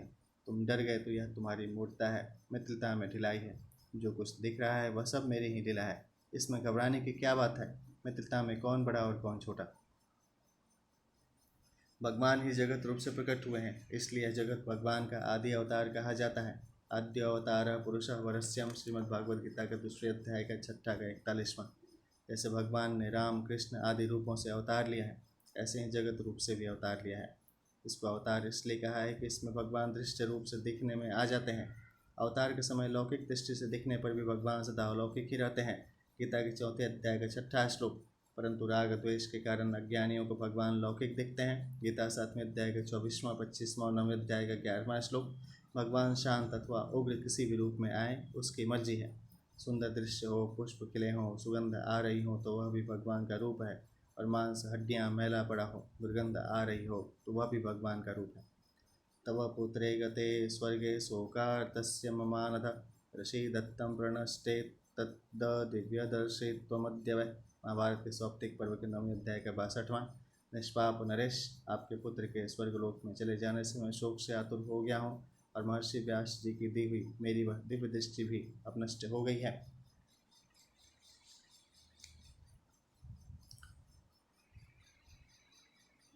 भगवान के सिवाय कुछ नहीं है। भगवान ने राम कृष्ण आदि रूप भी धारण किए और मत्स्य कश्यप वराह आदि रूप भी धारण किए। वे कोई भी रूप धारण करें हैं तो भगवान ही। रूप तो भगवान का है और क्रिया उसकी उनकी लीला है। कोई पाप अन्याय करता हुआ दिखे तो समझे कि भगवान कलयुग की लीला कर रहे हैं। वे जैसा रूप धारण करते हैं वैसे ही लीला क्रिया करते हैं। मूर्ति का रूप अर्चावतार धारण करके वे मूर्ति की तरह ही अचल रहने की लीला करते हैं। मूर्ति रूप धारण करके क्रिया करने में शोभा नहीं है, प्रत्युत क्रिया न करने में ही शोभा है, अन्यथा वह अर्चावतार कैसे रहेगा। वराह सुअर का रूप धारण करके वे वराह की तरह क्रिया करते हैं, और मनुष्य का रूप धारण करके वे मनुष्य की तरह क्रिया करते हैं। वे कोई भी रूप धारण करके कैसे ही क्रिया करें, उससे भक्तों के हृदय में कोई विकार नहीं होता, क्योंकि उनकी दृष्टि में एक भगवान के सिवाय और कुछ है ही नहीं, हुआ ही नहीं, होगा ही नहीं, होना संभव ही नहीं। हमें जो संसार दिखता है यह भगवान का विराट रूप नहीं है, क्योंकि विराट रूप तो दिव्य और अव्यय है, पर दिखने वाला संसार भौतिक और नाशवान है। जैसे हमें भौतिक वृंदावन तो दिखता है पर उसके भीतर का दिव्य वृंदावन नहीं दिखता, ऐसे ही हमें भौतिक विश्व तो दिखता है पर उसके भीतर का दिव्य विश्व विराट रूप नहीं दिखता।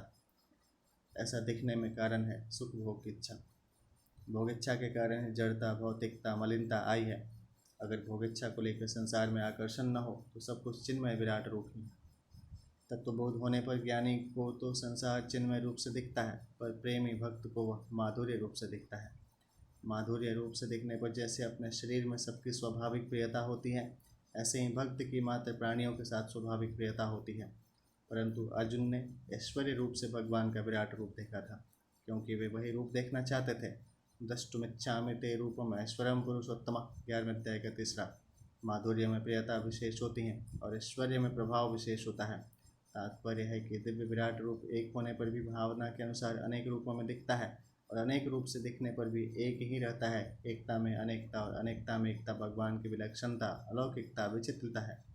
संबंध है पूर्व श्लोक में भगवान ने अर्जुन को जिस रूप को देखने के लिए आज्ञा दी उसी के अनुसार भगवान अपना विष्णु रूप दिखाते हैं। इसका वर्णन संजय आगे के श्लोक में करते हैं। संजय वाचम इत्यार्जुनं वासुदेवस्तथोक्तं स्वकं रूपं दर्शयामास भूय आश्वासयामास च भीतमेनं भूत्वा पुनः सौम्य वपुर्महात्मा। संजय बोले वासुदेव मतलब वासुदेव भगवान ने अर्जुनम अर्जुन से, इति मतलब ऐसा, उक्त्वा कहकर, वो यह फिर, तथा मतलब उसी प्रकार से, स्वकम अपना, रूपम रूप, देवरूप, दर्श्यामास दिखाया, च यानी और, महात्मा महात्मा श्री कृष्ण ने, पुनः मतलब पुनः, सौम्य वपु सौम्य रूप, द्विभुज मानुष रूप, भूत्वा होकर, एनम इस विहितम भयभीत अर्जुन को, आश्वास्यामास आश्वासन दिया। व्याख्या इत्यर्जुनं वासुदेवस्तत्युक्तं स्वकं रूपं दर्शयामास भूय। अर्जुन ने जब भगवान से चतुर्भुज रूप होने के लिए प्रार्थना की, तब भगवान ने कहा कि मेरे इस विश्व रूप को देखकर तू व्यथित और भयभीत मत हो। जथा अनेक वेश धरे नृत्य करे, नट कोई सोई सोई भाव देखा वही, आपुन होई न सोई। मानस उत्तरकांड का 72वां कक्षा है। देखें चौथे अध्याय के 9वें श्लोक का परिशिष्ट भाव। तो प्रसन्न मन वाला होकर मेरे इस रूप को देख, 49वां श्लोक। भगवान के इस कथन को संजय ने यहाँ इत्यर्जुन वासुदेव तत्युक्तम पदों से कहा है। तथा कहने का तात्पर्य है कि जिस प्रकार कृपा के परवश होकर भगवान ने अपना विश्व रूप दिखाया था, उसी प्रकार कृपा के परवश होकर भगवान ने अर्जुन को चतुर्भुज रूप दिखाया। इस चतुर्भुज रूप को देखने में अर्जुन की कोई साधना हो, योग्यता हो, यह बात नहीं है, प्रत्युत भगवान की कृपा ही कृपा है। भूयः कहने का तात्पर्य है कि जिस देव रूप चतुर्भुज रूप को अर्जुन ने विश्व रूप के अंतर्गत देखा था, 15वां और 17वां श्लोक, और जिसे दिखाने के लिए अर्जुन ने प्रार्थना की थी, 45वां 46वां श्लोक, वही रूप भगवान ने फिर दिखाया। आश्वास्यामास च भीतमेनं भूत्वां पुनः सौम्य वपुर्महात्मा। भगवान श्री कृष्ण ने अर्जुन को पहले चतुर्भुज रूप दिखाया, फिर अर्जुन की प्रसन्नता के लिए महात्मा भगवान श्री कृष्ण पुनः द्विभुज रूप मनुष्य रूप से प्रकट हो गए, और उन्होंने विश्व रूप को देखने से भयभीत हुए अर्जुन को आश्वासन दिया। भगवान श्री कृष्ण द्विभुज थे या चतुर्भुज? इसका उत्तर है कि भगवान हरदम द्विभुज रूप से ही रहते थे, और समय समय पर जहाँ उचित समझते थे वहाँ चतुर्भुज रूप हो जाते थे। 10वें और 11वें अध्याय में भगवान ने अपनी विभूतियों का वर्णन करने में भी अपनी महत्ता, प्रभाव, सामर्थ्य को बताया है, और अपने अत्यंत विलक्षण विश्व रूप को दिखाने में भी अपने प्रभाव को बताया है। अगर मनुष्य भगवान के ऐसे महान प्रभाव को जान ले अथवा मान ले तो उसका संसार में आकर्षण नहीं रहे, वह सदा के लिए संसार बंधन से छूट जाए। अर्जुन पर भगवान की कितनी अद्भुत कृपा है कि भगवान ने पहले विश्व रूप दिखाया, फिर देव रूप चतुर्भुज रूप दिखाया, और फिर मानस रूप द्विभुज रूप हो गए। इसके साथ साथ भगवान ने हम लोगों पर भी कितनी अलौकिक विलक्षण कृपा की है कि जहाँ कहीं जिस किसी विशेषता को लेकर हमारा मन चला जाए, वहीं हम भगवान का चिंतन कर सकते हैं और भगवान के विश्व रूप का पठन पाठन चिंतन कर सकते हैं। इस भयंकर समय में हमें भगवान के विभूतियों तथा विश्व रूप के चिंतन आदि का जो मौका मिला है, इसमें हमारा उद्योग योग्यता कारण नहीं है, प्रत्युत भगवान की कृपा ही कारण है। भगवान की इस कृपा को देखकर हमें प्रसन्न हो जाना चाहिए। इन विभूतियों को सुनने और विश्व रूप के चिंतन स्मरण का मौका तो उस समय भी संजय आदि बहुत थोड़े लोगों को ही मिला था, वही मौका आज हमें प्राप्त हुआ है, अतः ऐसे मौके को व्यर्थ नहीं जाने देना चाहिए। संबंध है, भगवान ने मनुष्य रूप होकर जब अर्जुन को आश्वासन दिया, तब अर्जुन बोले, अर्जुनवाचम दृष्टवेदम मानुषम रूपम तव सौम्यम जनार्दन इदानीमस्मि संवृत्तः सचेतः प्राकृतिम गतः। अर्जुन बोले, जनार्दन मतलब हे जनार्दन, तव मतलब आपके, इदम मतलब इस सौम्यम सौम्य, मानुषम मनुष्य, रूपम रूप को दृष्टवा देख कर मैं, इदानीम इस समय, सचेता स्थिर चित्त संवृत्त हो गया, अस्मि हूँ, और प्रकृतिम अपनी स्वाभाविक स्थिति को गतः प्राप्त हो गया हूँ। व्याख्या दृष्टवेदम मानुषम रूपम तव सौम्यम जनार्दन। आपके मनुष्य रूप में प्रकट होकर लीला करने वाले रूप को देखकर गायें, पशु, पक्षी, वृक्ष, लताएं आदि भी पुलकित हो जाती हैं। ऐसे सौम्य द्विभुज रूप को देखकर मैं होश में आ गया हूँ, मेरा चित्त स्थिर हो गया है। इदानीमस्मिं संवृत्तः सचेता। विराट रूप को देखकर जो मैं भयभीत हो गया था, वह सब भय अब मिट गया है, सब व्यथा चली गई है, और मैं अपनी वास्तविक स्थिति को प्राप्त हो गया हूँ। प्रकृतिगतः त्रैलोक्य सौभगमिदं च निरीक्ष्यं रूपं यद गोदिज ध्रुवमृग पुलकान्य विवरण। श्रीमद्भागवत गीता 10वें अध्याय 29वां गचाली। यहाँ सचेता कहने का तात्पर्य है कि जब अर्जुन की दृष्टि भगवान की कृपा की तरफ गई, तब अर्जुन को होश आया और वे सोचने लगे कि कहाँ तो मैं और कहाँ भगवान का विस्मयकारक विलक्षण विराट रूप। इसमें मेरी कोई योग्यता अधिकारिता नहीं है, इसमें तो केवल भगवान की कृपा ही कृपा है। परिशिष्ट भाव है, भगवान का सौम्य रूप द्विभुज होने के कारण अर्जुन ने उसको मनुष्य रूप कहा है। भगवान श्री कृष्ण द्विभुज थे। ब्रह्म वैवर्त पुराण में आया है, तमेव भगवान आद्यम निर्गुण प्रकृते पर अर्धांगो द्विभुज कृष्णोऽप्यर्धांगेन चतुर्भुज। प्रकृति पुरुष 12वें अध्याय का 15वां है। आप सबके आधे निर्गुण और प्रकृति से अतीत भगवान ही अपने आधे अंग से द्विभुज कृष्ण और आधे अंग से चतुर्भुज विष्णु के रूप में प्रकट हुए हैं। द्विभुजो राधिका कांतो लक्ष्मीकान्तश्च चतुर्भुजः गोलोक द्विभुजस्तथा तस्थौ गोपैर्गोपीर्भिरावृतः चतुर्भुजश्चं वैकुण्ठं प्रययो पद्मया सहं सर्वाशयनं समोतौ द्वौ कृष्णनारायणौ परौ। प्रकृतिपुरुषः 35वें अध्याय का 14वां-15वां। द्विभुज कृष्ण राधिकापति हैं और चतुर्भुज विष्णु लक्ष्मीपति हैं। कृष्ण गोप गोपियों से आवृत्त होकर गोलोक में और विष्णु लक्ष्मी के साथ पार्षदों सहित वैकुंठ में स्थित हैं। वे कृष्ण और विष्णु दोनों सब प्रकार से समान अर्थात एक ही हैं। तात्पर्य है कि द्विभुज रूप कृष्ण, चतुर्भुज रूप विष्णु और सहस्त्रभुज रूप विराट रूप तीनों एक ही समग्र भगवान के रूप हैं।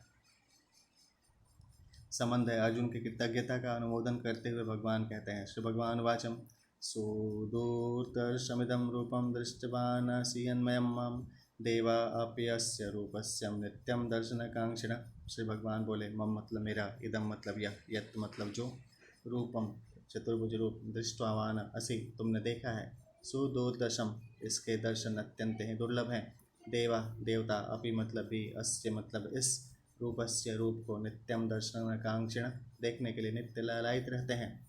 व्याख्या सुदूरदर्शमिदं रूपम दृष्टवानसि यन्मम। यहाँ सुदूरदर्शम पद चतुर्भुज रूप के लिए ही आया है, विराट रूप या द्विभुज रूप के लिए नहीं।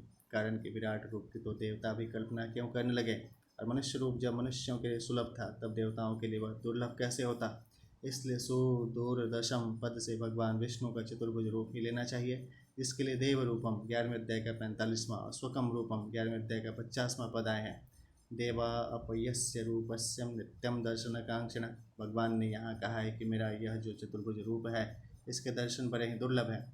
आगे 53वें-54वें श्लोक में कहा है कि चतुर्भुज रूप के दर्शन वेद, यज्ञ, तप, दान आदि साधनों से नहीं हो सकते, प्रत्युत इसके दर्शन तो अनन्य भक्ति से ही हो सकते हैं। अब यहाँ एक शंका होती है कि देवता भी इस रूप के दर्शन की नित्य आकांक्षा लालसा रखते हैं, फिर उनको दर्शन क्यों नहीं होते, जबकि भगवान के दर्शन की नित्य लालसा रहना अनन्य भक्ति ही है। इसका समाधान यह है कि वास्तव में देवताओं की नित्य लालसा अनन्य भक्ति नहीं है।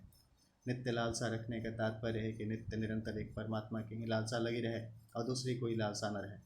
ऐसी लालसा वाला दुराचारी से दुराचारी मनुष्य भी भगवान का भक्त हो जाता है और उससे भगवत प्राप्ति हो जाती है, परंतु ऐसी अनन्य लालसा देवताओं की नहीं होती, क्योंकि वे प्रायः भोग भोगने के लिए ही देवता बने हैं और उनका प्रायः भोग भोगने का ही उद्देश्य होता है। तो फिर उनकी लालसा कैसे होती है। जैसी लालसा इच्छा प्रायः सभी आस्तिक मनुष्यों में रहती है कि हमें भगवान के दर्शन हो जाएं, हमारा कल्याण हो जाए, उनकी ऐसी इच्छा तो रहती है, पर भोग और संग्रह की रुचि ज्यों की त्यों बनी रहती है। तात्पर्य है कि जैसे मार्ग में चलते हुए किसी को मणि मिल जाए, ऐसे ही गौणता से हमारी मुक्ति हो जाए तो अच्छी बात है। इस प्रकार जैसे मनुष्यों में मुक्ति की इच्छा गौण होती है, ऐसे ही भगवान दर्शन दें तो हम भी दर्शन कर लें। इस प्रकार देवताओं में दर्शन की इच्छा गौण होती है। देवता लोग हम इतने ऊंचे पद पर हैं, हमारे लोक शरीर और भोग दिव्य हैं, हम बड़े पुण्यशाली हैं, अतः हमें भगवान के दर्शन होने चाहिए, ऐसी कोरी इच्छा ही करते हैं, इसलिए उनको कभी दर्शन होंगे नहीं। कारण कि उनमें देवत्व पद आदि का अभिमान है, अभिमान से पद आदि के बल से भगवान के दर्शन नहीं हो सकते। इसलिए अर्जुन ने 10वें अध्याय के 14वें श्लोक में कहा है कि हे भगवान, आपके प्रकट होने को देवता और दानव भी नहीं जानते। इस प्रकार अर्जुन ने भगवान को न जानने में देवताओं और दानवों को एक श्रेणी में लिया है। इसका तात्पर्य यही है कि जैसे देवताओं के पास वैभव हैं, ऐसे ही दानवों के पास विचित्र विचित्र माया है, सिद्धियां हैं, पर उनके बल पर भी भगवान को नहीं जान सकते। ऐसे ही देवता भगवान के दर्शन की लालसा भी रखें तो भी उनको देवत्व शक्ति से दर्शन नहीं हो सकते, क्योंकि भगवान के दर्शन में देवत्व कारण नहीं है। तात्पर्य है कि भगवान को न तो देवत्व शक्ति से देखा जा सकता है और न यज्ञ, तप, दान आदि शुभ कर्मों से ही देखा जा सकता है।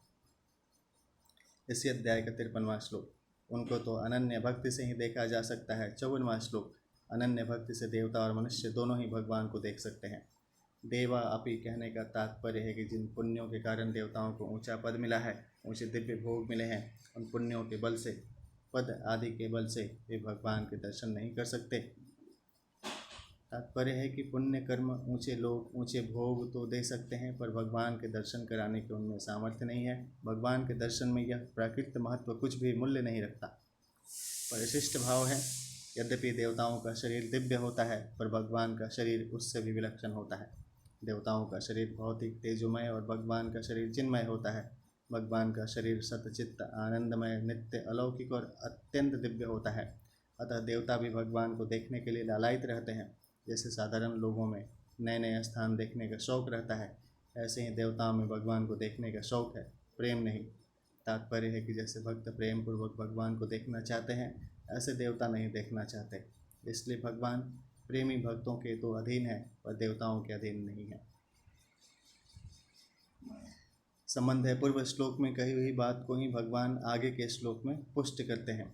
न हम वैदैर्न तपसा न दानेन न चेजय शक्यम एवं विधो द्रष्टुम दृष्टवान सीमां यथा मार्गे प्रयाते मणिलाभवन में लभेत मोक्षो यदि तरहि धन्य चिदानंदमय देह तुम्हारी विगत विकार जान अधिकारी। मानस के अध्याय कांड के 127वां का 3वां है।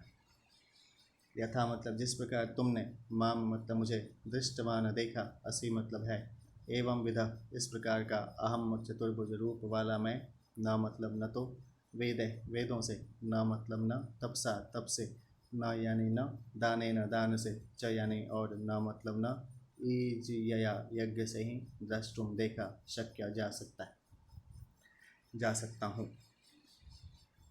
व्याख्या दृष्टवान सीमाम यथाम, तुमने मेरा चतुर्भुज रूप मेरी कृपा से ही देखा है। तात्पर्य है कि मेरे दर्शन मेरी कृपा से ही हो सकते हैं, किसी योग्यता से नहीं। न हम वेदैर्न तपसा न दाने न चेजया शक्य एवं विधो द्रष्टुम। यह एक सिद्धांत की बात है कि जो चीज़ किसी मूल्य से खरीदी जाती है, वह चीज़ उस मूल्य से कम मूल्य की ही होती है।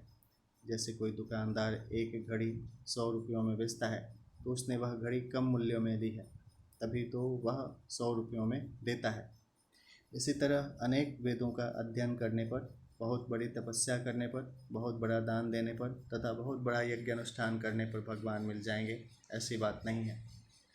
कितनी ही महान क्रिया क्यों न हो, कितनी ही योग्यता संपन्न क्यों न की जाए, उसके द्वारा भगवान खरीदे नहीं जा सकते। वे सब के सब मिलकर भी भगवत प्राप्ति का मूल्य नहीं हो सकते। उनके द्वारा भगवान पर अधिकार नहीं जमाया जा सकता। अर्जुन ने इसी अध्याय के 43वें श्लोक में साफ कहा है कि त्रिलोकी में आपके समान भी कोई नहीं है, फिर आपसे अधिक हो ही कैसे सकता है। तात्पर्य है कि आपसे अधिक हुए बिना आप पर अधिकार नहीं किया जा सकता। संसारिक चीज़ों में तो अधिक योग्यता वाला कम योग्यता वाले पर अधिपत्य कर सकता है, अधिक बुद्धिमान कम बुद्धि वालों पर अपना रोब जमा सकता है, अधिक धनवान निर्धनों पर अपनी अधिकता प्रकट कर सकता है, परंतु भगवान किसी बल बुद्धि योग्यता व्यक्ति वस्तु आदि से खरीदे नहीं जा सकते। कारण कि जिस भगवान के संकल्प मात्र से तत्काल अनंत ब्रह्मांडों की रचना हो जाती हैं, उसे एक ब्रह्मांड के किसी भी अंश में रहने वाले किसी वस्तु व्यक्ति आदि से कैसे खरीदा जा सकता है। तात्पर्य यह है कि भगवान की प्राप्ति केवल भगवान की कृपा से ही होती है।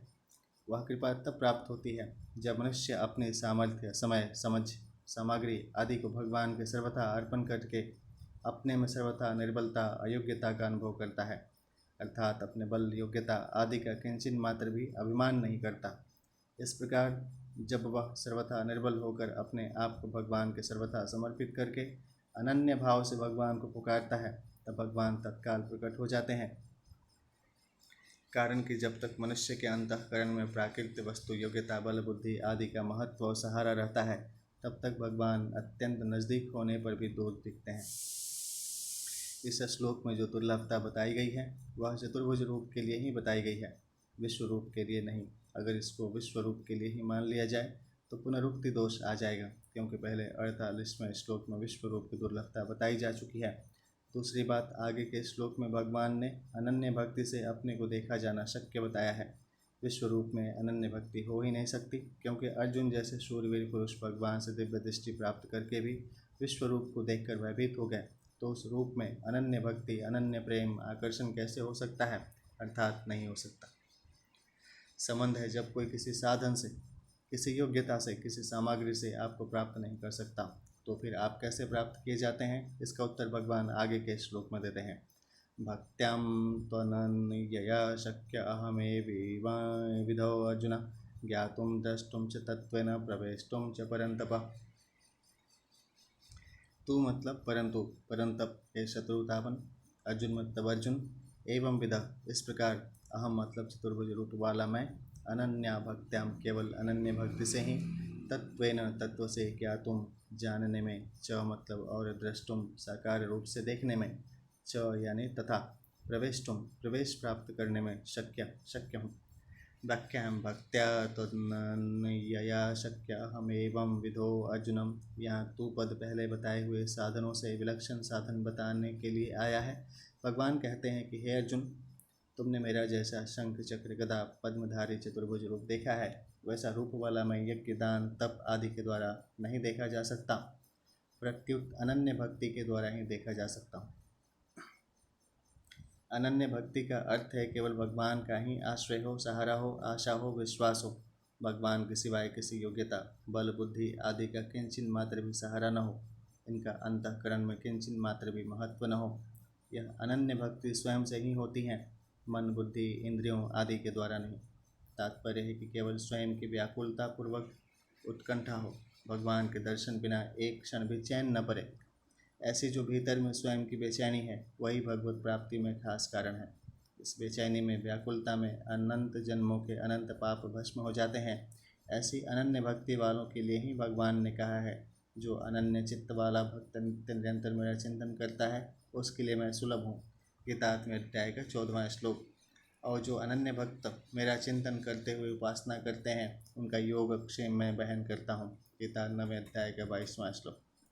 अनन्य भक्ति का दूसरा तात्पर्य यह है कि अपने में भजन स्मरण करने का, साधन करने का, उत्कंठा पूर्वक पुकारने का जो कुछ सहारा है, वह सहारा किंचिन मात्र भी न हो।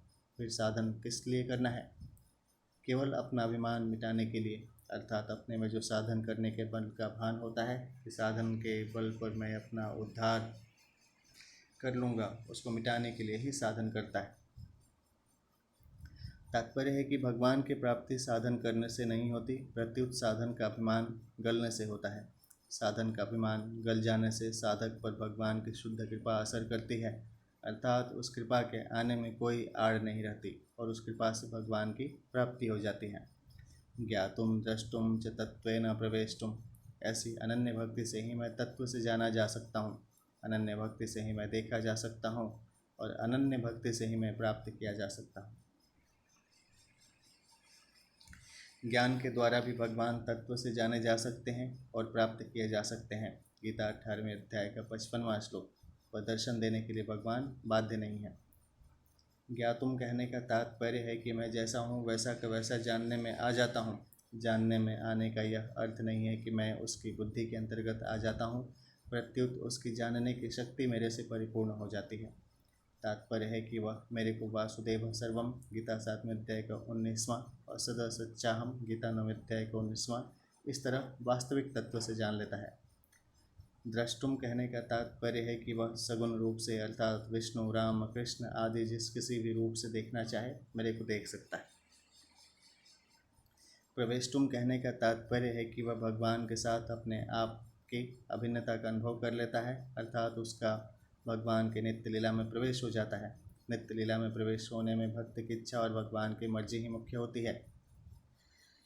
एक भरोसे, एक बल, एक आस विश्वास, एक राम घन श्याम हित, चातक तुलसीदास। दोहावली है 277। एक वाणी करुणा निधान की, सो प्रिय जा कहीं गति न आन की, मानस के 3वें अध्याय का 10वें का 4था है। यद्यपि भगवान के सर्वथा शरण होने पर भक्त की सब इच्छाएं समाप्त हो जाती हैं, तथापि भगवान की यह एक विलक्षणता है कि भक्त की लीला में प्रवेश होने की जो इच्छा रही है उसको वे पूरी कर देते हैं।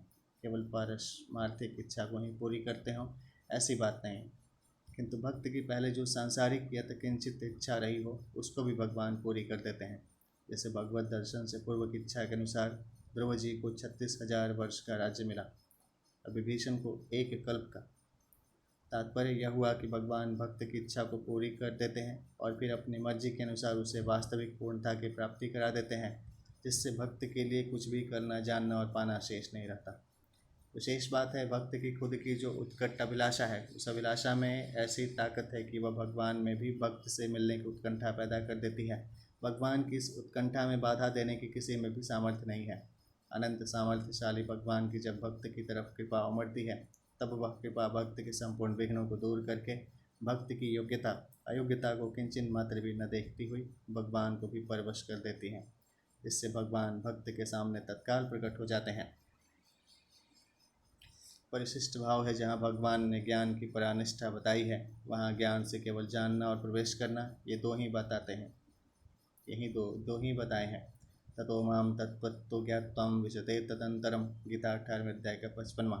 परंतु यहाँ भक्ति से जानना, देखना और प्रवेश करना, ये तीनों बताते हैं।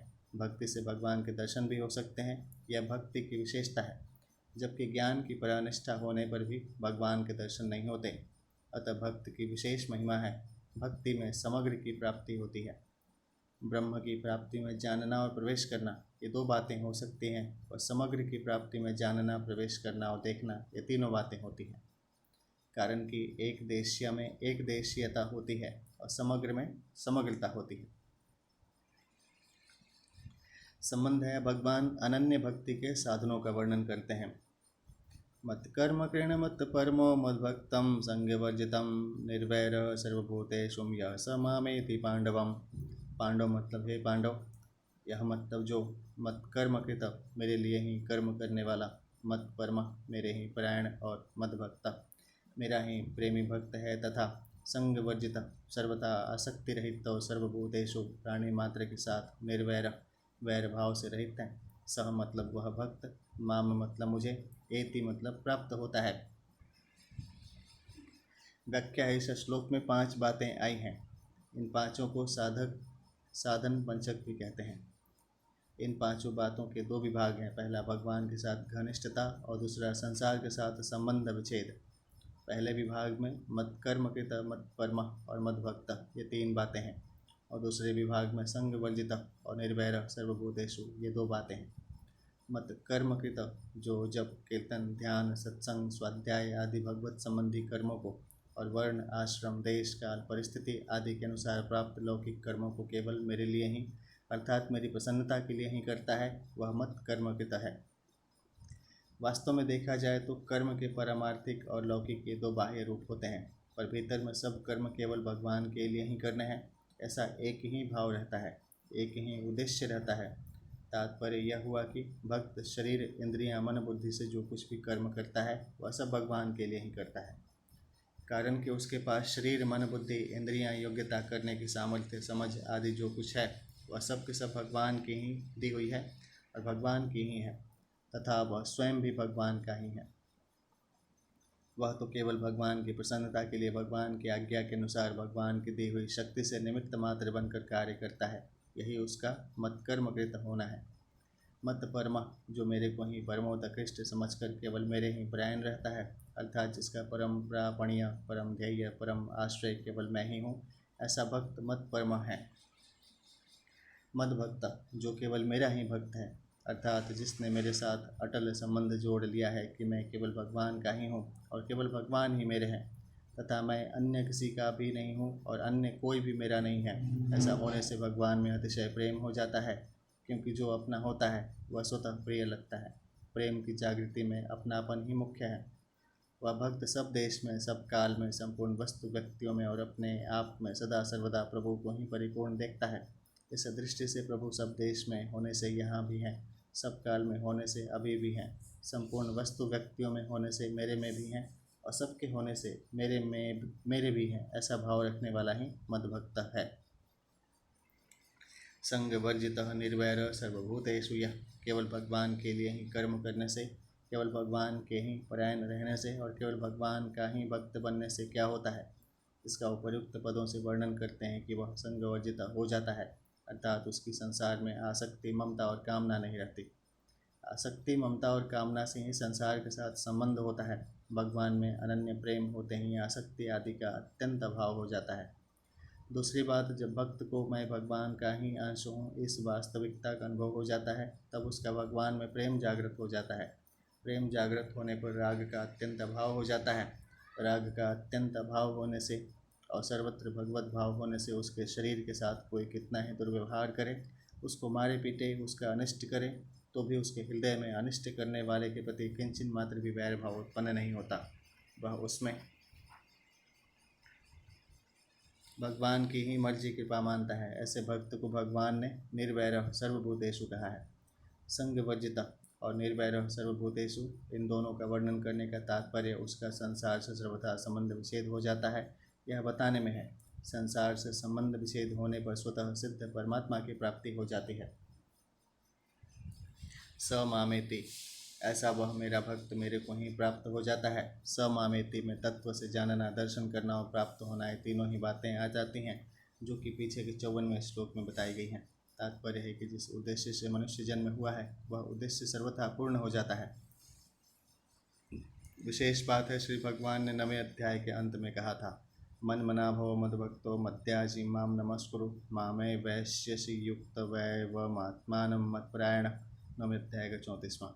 ऐसा कहने पर भी भगवान के मन में यह बात रह गई कि मैं अपने रहस्य की सब बात किस तरह से, किस रीति से समझाऊं। इसी को समझाने के लिए भगवान ने 10वां और 11वां अध्याय कहा है। जीव ने उत्पत्ति, विनाशशील और नित्य परिवर्तनशील प्रकृति और प्रकृति के कार्य शरीर संसार का सहारा ले रखा है, जिससे यह अविनाशी और नित्य परिवर्तनशील भगवान से विमुख हो रहा है। इस विमुखता को मिटाकर जीव को भगवान के सम्मुख करने में ही इन दोनों 10वें और 11वें अध्याय का तात्पर्य है। इस मनुष्य के पास 2 शक्तियाँ हैं, चिंतन करने की और देखने की। इनमें से जो चिंतन करने की शक्ति है उसको भगवान की विभूतियों में लगाना चाहिए। तात्पर्य है कि जिस किसी वस्तु, व्यक्ति आदि में जो कुछ विशेषता, महत्ता, विलक्षणता, अलौकिकता दिखे और उसमें मन चला जाए, उस विशेषता आदि को ही भगवान की ही मानकर वहाँ भगवान का ही चिंतन होना चाहिए। इसके लिए भगवान ने 10वां अध्याय कहा है। दूसरी जो देखने की शक्ति है उसको भगवान में लगाना चाहिए। तात्पर्य है कि जैसे भगवान के दिव्य अविनाशी विराट रूप में अनेक रूप हैं, अनेक आकृतियाँ हैं, अनेक तरह के दृश्य हैं, ऐसे ही यह संसार भी उस विराट रूप का ही एक अंग है और इसमें अनेक नाम, रूप, आकृति आदि के रूप में परमात्मा ही परमात्मा परिपूर्ण है। इस दृष्टि से सबको परमात्मा स्वरूप देखें, इसके लिए भगवान ने 11वां अध्याय कहा है। अर्जुन ने भी इन दोनों दृष्टियों के लिए 2 बार प्रार्थना की है। 10वें अध्याय के 17वें श्लोक में अर्जुन ने कहा कि हे भगवान, मैं किन किन भावों में आपका चिंतन करूं? तो भगवान ने चिंतन शक्ति को लगाने के लिए अपनी विभूतियों का वर्णन किया। 11वें अध्याय के आरंभ में अर्जुन ने कहा कि मैं आपके रूपों को देखना चाहता हूँ।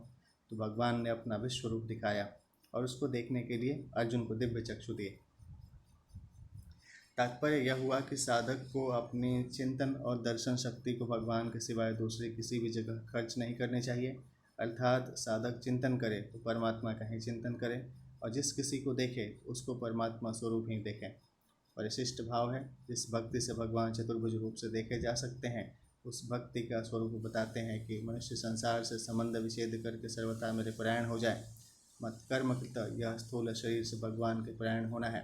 मत परमा, या सूक्ष्म तथा कारण शरीर से भगवान के परायण होना है। और मत भक्ता, या स्वयं से भगवान के परायण होना है, क्योंकि मैं भगवान का हूँ और भगवान मेरे हैं, यह स्वयं की स्वीकृति है। समामेति पदों से समग्र की प्राप्ति बताई गई है। ओम तत्सदिति श्रीमद्भगवद्गीता उपनिषत्सु ब्रह्म विद्यायां योगशास्त्रे श्रीकृष्णार्जुन संवादे विश्वरूप दर्शन योगो नाम 11वां।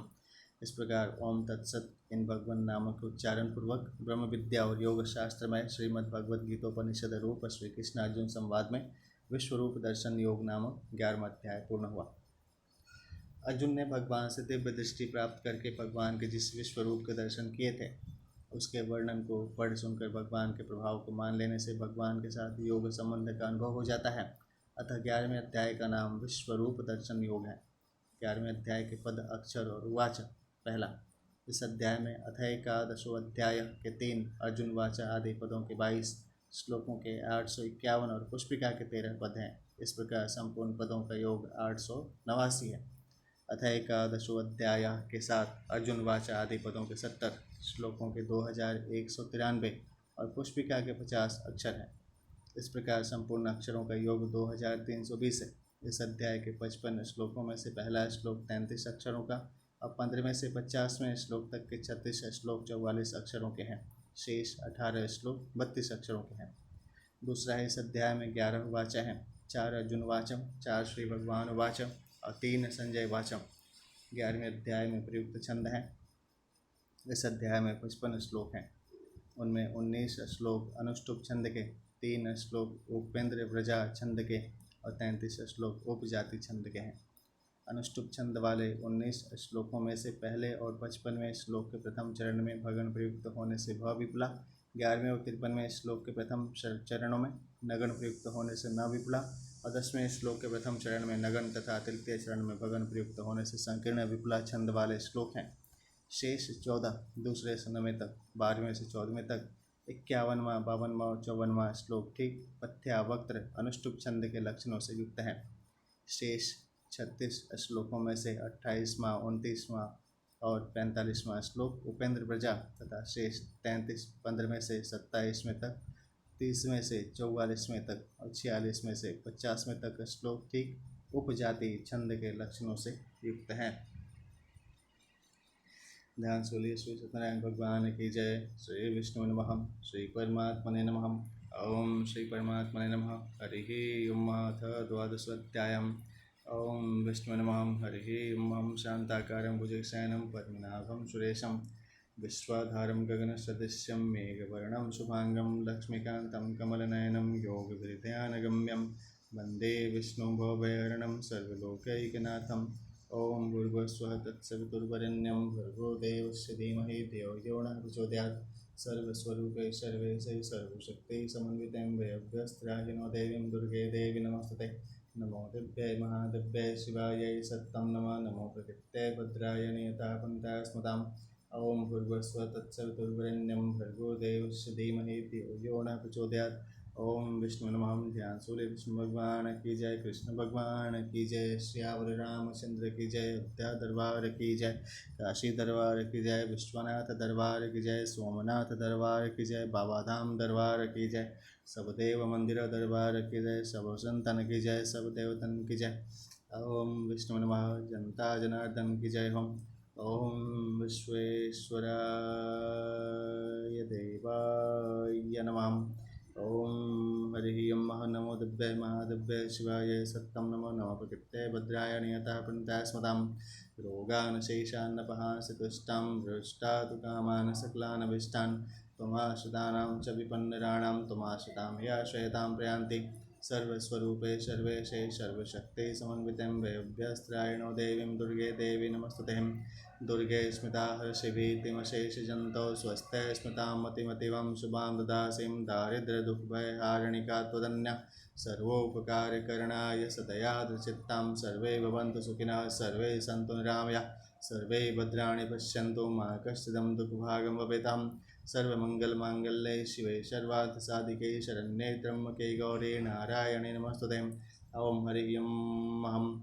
ओम नीलाम्बुजश्यामलकोमलाङ्गं सीतासमारोपितवामभागं पाणौ महासायकचारुचापं नमामि रामं रघुवंशनाथं। हरिः ओम। ओम कृष्णाय नमः। ओम वासुदेवाय नमः। ओम सर्वरूपाय देवाय नमः। हरिः ओम। ध्यान से बोले सब देवतन की जय। हरिः ओम।